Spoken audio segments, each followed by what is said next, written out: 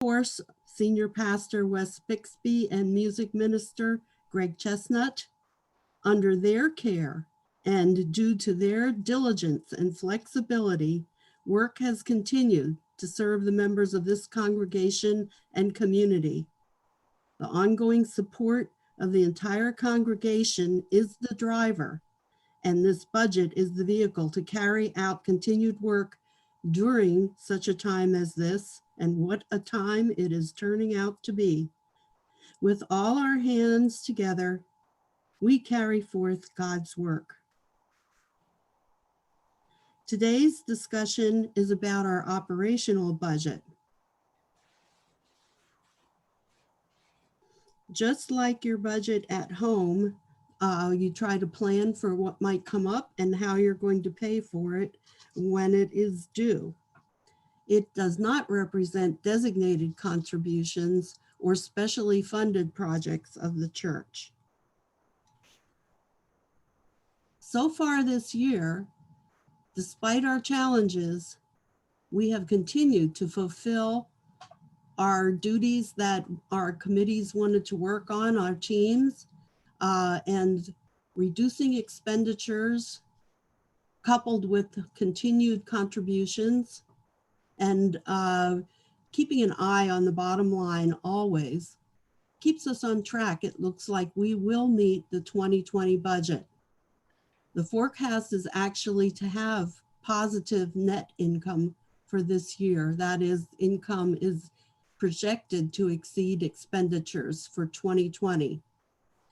If net income is available, it could be used, and then has in the past been used for a variety of things. And some examples are replenishing our reserves and special projects like Oasis Phase 2, and from time to time, staff bonuses. The process itself starts way back in summer, and we're thinking about it even before then.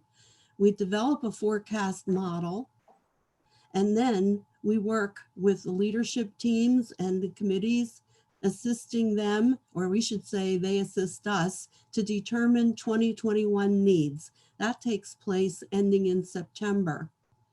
Then budget, finance, and stewardship team gets busy along with Pastor Wes and the treasurers, and we put it into a projected budget for 2021. And then comes today, the fourth check mark. We present the preliminary budget to the congregation. As we move further ahead, there are going to be additional adjustments depending on the results from the stewardship campaign, and some kinds of expenses that are really significant are not exact. A big chunk, for instance, is an insurance premium. We won't know that exact number until November or December. So there's going to be ongoing adjustments. In January, council will see the finalized budget projection for 2021. And then at the congregational meeting, which will be January 24th, the congregation will vote on it. I want to say here, excuse me, I moved it ahead a little fast. We simply must mention all the people who have made extraordinary contributions toward moving this projected budget forward. Pastor Wes, Greg, our amazing co-treasurers, Sarah Duza and Robin Reich, the budget, finance, and stewardship team, Ed Anderson, Bill Brackett, Mike Johnston, Christine Knupp, Jerry Long, Bruce Woolley, and Lori White. Their help, with the help of so many people on council and members at large, providing expertise as asked. Now we get to the income for 2021, and you've had a moment to look at it. You can see that the lion's share of our operating budget comes from pledges. We have made a conservative estimate and reduced our expectations, what we would do in a normal year, by about 10%. We want to be conservative. We wanted to be conservative. We also have income from other contributions that are not pledges. Those would be people who don't designate that it's a pledge, but they still give, and some anonymous contributions. And other income is sources such as the McNaught Fund, the Endowment Fund, and some other income from investments at Morgan Stanley and so forth. That's where the income should come from in 2021 in our budget. Then on the expense side, we have kept them as healthily trim as we can. Many thanks to all of the program teams who provided their normal budgets, and they also provided a second budget, what we call the skinny budget. And those two factors taken together and blended have enabled us to have a general idea of how we can keep a balanced budget with our expenses for 2021. To keep us well cared for as a congregation, we have the staff, which is, of course, the ministers and the support staff and people who take care of things around the campus. We have our program expenses, and that's about 95,000, and that is controlled by the chairs of our committees on their various programs. Office expenses are 3% of the total budget, and that is really a remarkable figure. We really keep on that. Insurance, as I have indicated, is a big bite, and that's a significant portion of the budget.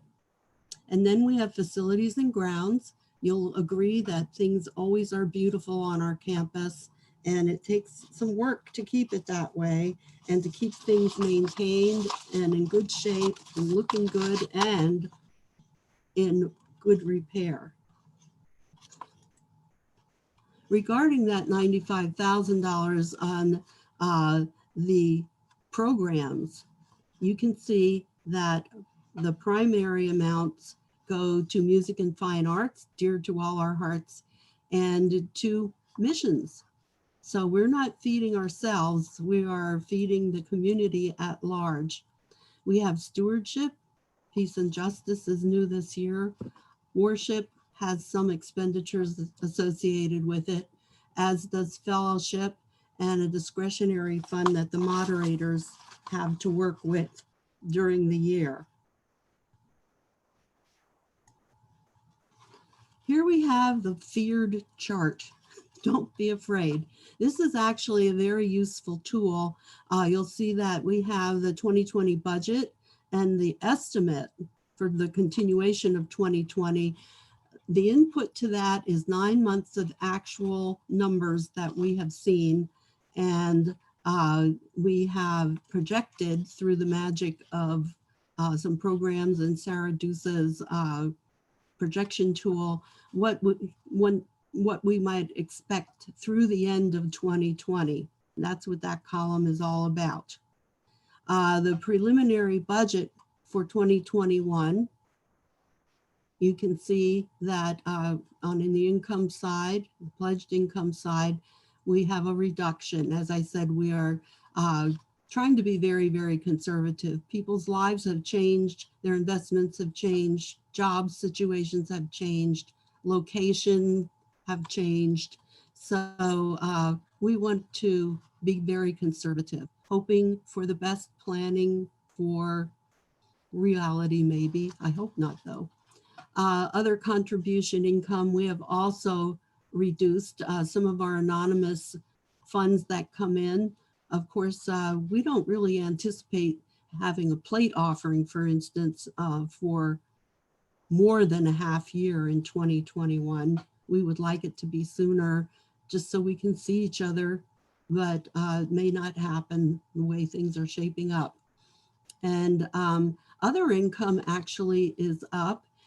Endowment, for instance, is up from, that's projection, is up from what we received this year and in prior years. Yet they're still using the same criteria, and it's to not invade principal, but to give us some income. And also, there's been a small nibble out of other income because interest is so low. So coupons that we can earn on our investments are not as high as we might hope. So total income, we project then at 597,849. On the staff side, the minister staff and the support staff are getting a 1.5% cost of living increase. We expect that health insurance premiums will go up, and we don't have exact figures on that. That's one of those outstanding items, so we made a projection. We don't have our wonderful Julie, has a retired parish nurse, is no longer a line item. And it looks like there'll be some adjustment in hours for our collector and bookkeeper. Most of the programs have taken a little bit of a back seat to what they might have liked in a normal year, but they have a number that they can work with. We did bump up growing and caring. They are very challenged in these times when we cannot meet personally. And Sharp Eye, Robin Reich, we have even achieved some reductions in the leasing costs of our big equipment that we use to produce bulletins and publications. Insurance and finance, as ever, as it does at your house, is expected to go up. And in facilities and grounds, we can save some money because we expect that there will be a reduction in bus.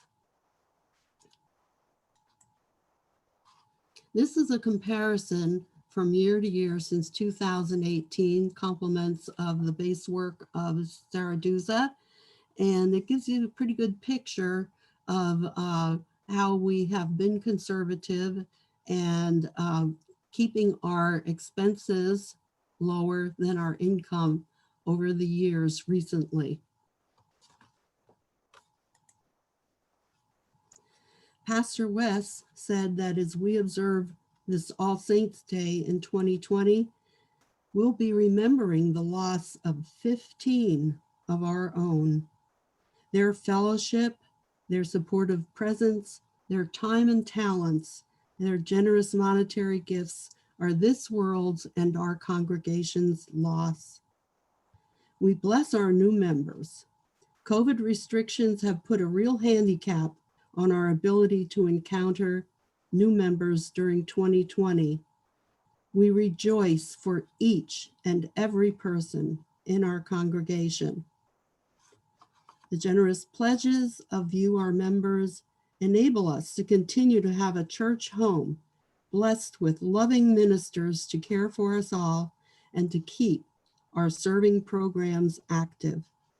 As you prayerfully consider your stewardship for 2021, we have ongoing hope that First Congregational United Church of Christ will continue to be able to be a blessing and a solace in such a time as this, in our fellowship, our church community, and in its presence in the Sarasota community at large.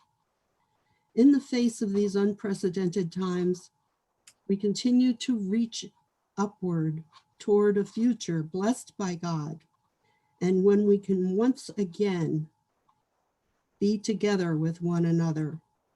Remember, we keep safely apart now so that when we can gather together again, we will all be here.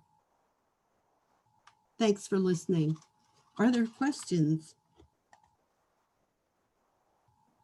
So if you have a question, go ahead and unmute. Judy, could you stop screen sharing so that we can go back to the, so we can kind of see one another? Very well. How's that? Awesome. Thank you. So Marcia has a question. Go ahead and unmute, Marcia. Thank you for that wonderful support and the entire committee through the years for keeping our expenses lower. Just you gave a figure of the number of members lost this year. How many new members do we have, and what is our total membership, and what year are you using for all of this? January 1st to December 30th or what?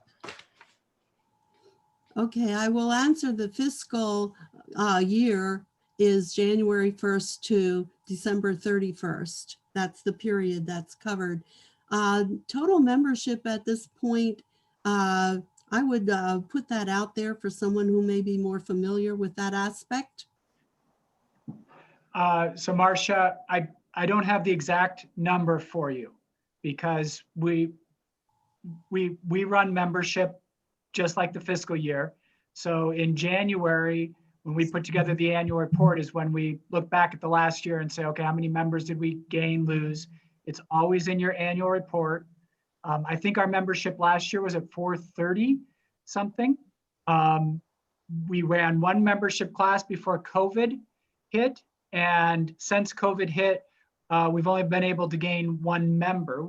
So, you know, I don't want to give you a specific number, but it's going to be below 130 at this point because we haven't been able to take in members. Sure. So consult your annual report when that gets released. There's a membership data form on there, and you'll be able to see that. Thank you. That's below 430, right? West, not 130.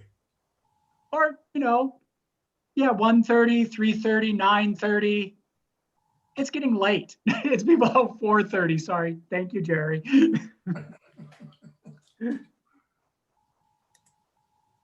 Are there any additional questions? My experts are standing in the wings, waiting to answer things, and that would be Sarah and Robin. Okay, thank you, everyone. I just want to say thank you to all of you who have put together this report. I have never been so comfortable in an uncomfortable, challenging time as to listening to the numbers you have put out there for next year and how you've made this comparison as to what we have done over the years. And Jim and I have been part of this wonderful family for about 3 years now. And I never cease to be grateful and thankful for all of you. So thank you very much. It takes a I would like village. to compliment all of you for the wonderful job you did. It was a marvelous presentation, and thank you for all your hard work, all of you. You're welcome. Any other questions? This is a good chance to ask anything. We might not know the answer, but We'll get it. we'll find it for you before annual meeting. It looks like add the- quick piece as long as we're all here, which is to say that I want to thank our moderators, Warren and Carol and Lori, Judy, Sarah, and Robin. One of the things that we didn't really highlight is that because of your generosity this year, we were able to invest in technology that makes live streaming worship possible. For those who were at the 9 o'clock service this morning, you know, we had to purchase an outdoor speaker amplification system so that I can be heard. We have other technology, and we know that technology is going to stay with us. So we do have a technology team at the church that's chaired by Warren, Jerry Long's on that, Sarah, Robin, Judy sits in, Gina, my wife, only because she's learned a lot about this. I'm there, Greg sits in. So that technology team is meeting. And please know that when you support the church, it supports some of those future ministries that allow us to reach out. I'm going to give just one example. Last winter time, we had 2 people from Canada come and sing with us, Marjorie and Keith. Some of you who are in choir met Marjorie and Keith. They were just with us for a few weeks, fell in love with our church. They stayed in touch with our church. Last Sunday, when I started talking about All Saints Day, lo and behold, some of Marjorie and Keith's friends up in Canada who've been tuning into our service emailed me, asked me to put 2 saints who they lost, family members, on our All Saints list, which I'm glad to do. So know that two of the saints we're going to be naming next Sunday are our brothers and sisters up in Canada. This is a brand new way of ministry. On Reformation Sunday, the church continues to reform, including having to do a budget presentation on Zoom. Who would have thought? And it went well. So I think we continue to live into new ways of ministry, including now an outdoor service that's safe, including live streaming. And we continue with that. So the Oasis ministry is getting up and running. Just a reminder that those wonderful pie graphs that Robin and Sarah and Judy put together, behind that, I think, has been a support and a love that your dollars, your presence continues to make possible. So please, as you fill out your intention of giving pledge card, consider that. Encourage other church members. I did record this session, so if somebody missed it, we can get them the recording of it, and I'd be glad to do that. So we want to get the word out there. And then the final thing I'll say is if you didn't get your intention of giving pledge card yet, please call me. I want to get one to you. It's beautiful. It goes right along with the stewardship videos we've been enjoying every week. Thanks to Carol Fields and others who put that on there.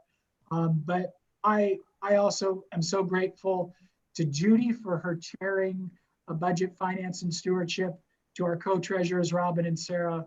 It's a great team that we've put together, and they've done a wonderful job for you. So, and I appreciate all of your support. This is a team effort. So any other questions before we move on to other things? Go ahead and wave your hand or something if you've got a question. Oh, Priscilla has a question. Go ahead, Priscilla. Hi, Wes. Thank you all for all the finance people. Thank you so much, Judy and everybody else, and Sarah. It's very informative, and you've done such a great job of communicating with us. The question I have is about the technology that has been enabling us so far away from church to still feel like we're part of the community. My question is, does the church need any more equipment to be able to carry on this ministry that is very, very important? It's a great question, Priscilla. Thank you for that. I'll chime in with a few things, and then I know Warren's somewhere on the call. Warren can also speak to this. There's a technology team. The technology team is going to meet this Thursday to continue to assess what we need and what we're able to afford and how we might need to move forward in the coming year. So, this whole year has been somewhat like trying to paint the moving train. You change one thing and it has ramifications. The baseline is that right now we have good, stable foundation. What we've invested in so far in technology, I think, is good. It will serve us well, I think, into 2021. The thing about technology is you probably know the phrase planned obsolescence, which that your laptop only is going to work for so long, and then it's not going to support updates from the companies anymore because they want to buy a new laptop. Planned it. So what we have right now, we've invested in well. It will serve us well. Can we add some other bells and whistles? Sure, but we want to be thoughtful about that. We want to be thoughtful about what we might add back to the Oasis Center to encourage that. That might need a video camera. That might need a laptop back there. So those continue to be conversations that the technology team has. Do we need some staff hours to support what Greg and I and others are putting on? Those continue to be conversations. So right now we're waiting for you to get your cards back to us so we know, did we under budget? Did we over budget? It's sort of, we're foot's mid-air for the steps. So there might be some additional things we need, but we're going to invest wisely as we have so far and do so thoughtfully. So Warren, did you want to add anything to that? Where did Warren Bacon go? Go ahead, Warren, Oh, here. or not. We can't hear you, Warren. How about now? Now, Yes. Okay, thank you. First of all, Wes, that was very well said. So thank you very much. You covered a lot of bases there. So we're looking at the short term, and as Wes said, we're pretty good there, and how we need to grow, and we need your input because there's a lot of options. I think we all agree that a digital church is here to stay. So as we look at a long-term plan, we certainly have ideas, but we love your input. And we do all this keeping a sharp eye on the budget.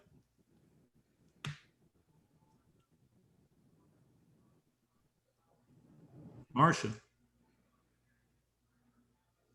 oh, you're muted, Marcia. As a musician, I love all of these wonderful concerts I'm hearing, all of the coordinated singing.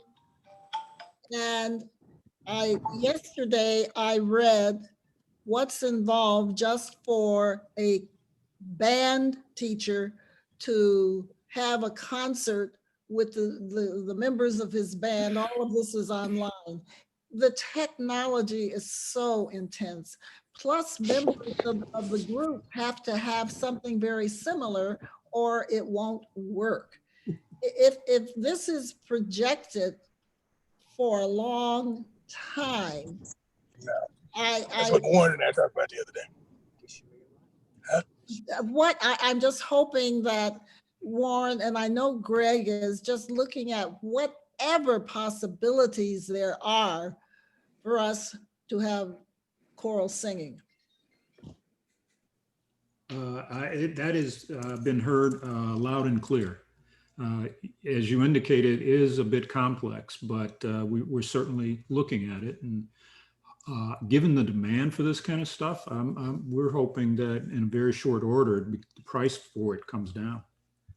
In fact, I just heard, I read the Thursday message, I think it was from UCC, and they're planning to have a virtual choir at their next meeting. And I almost wanted to say, I want to join, just because I want to sing. Yeah. Okay, we'll check that out.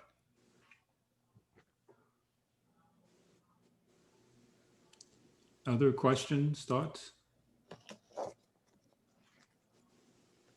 Well, I just wanted to say that Jim and I are on Zoom with church quite a few times a week. And one of the things that strikes me is that people who have come to our church, who are members or not, who have come during the winter to get away from what's going on up there in the far north, they love our church so much that they are regularly tuning in through Zoom and are part of what is going on and telling their friends. And what I'm hearing is that what our church is doing is during this pandemic is so much more than what is going on in other churches, maybe because they don't have the technology or whatever. But this is the way we are keeping our members. This is definitely keeping our membership, our family together by having this technology and to communicate, and the wonderful sermons and the fact that we can hear it a second time at video. I'm just so excited about the technology part. Thank you to Gina and Ethan too, because I don't know, I hope you're giving them extra Hershey kisses or something, because